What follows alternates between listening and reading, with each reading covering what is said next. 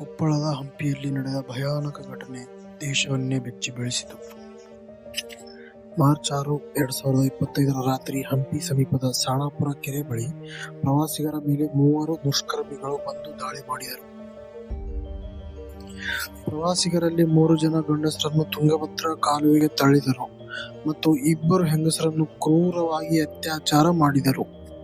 ಕಾಲುವೆಗೆ ಬಿದ್ದ 3ರಲ್ಲಿ 2 ಈಜಿ ದಡ ಸೇರಿದರೆ ಒಬ್ಬ ನೀರಿನಲ್ಲಿ ಮುಳುಗಿ ಸಾವನ್ನಪ್ಪಿದ.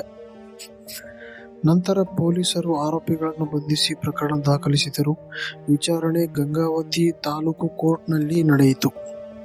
ಫೆಬ್ರವರಿ 16, 2025ರಲ್ಲಿ ನ್ಯಾಯಾಲಯವು 3 ಅಪರಾಧಿಗಳಿಗೆ ಮರಣದಂಡನೆ ಶಿಕ್ಷೆ ವಿಧಿಸಿತು. ಇಂತಹ ದುರ್ಘಟನೆಗಳು ಮರುಕಳಿಸದಂತೆ ಕಾನೂನು ಜಾಗೃತಿ ಮತ್ತು ಕಠಿಣ ಶಿಕ್ಷೆ ಅಗತ್ಯ ಮತ್ತು ಮಹಿಳಾ ಸುರಕ್ಷತೆ ಎಲ್ಲರ ಜವಾಬ್ದಾರಿ. ಪ್ಲೀಸ್ ನಮ್ಮ ಚಾನೆಲ್ ಅನ್ನು ಸಬ್ಸ್ಕ್ರೈಬ್ ಮಾಡಿ. ಧನ್ಯವಾದಗಳು.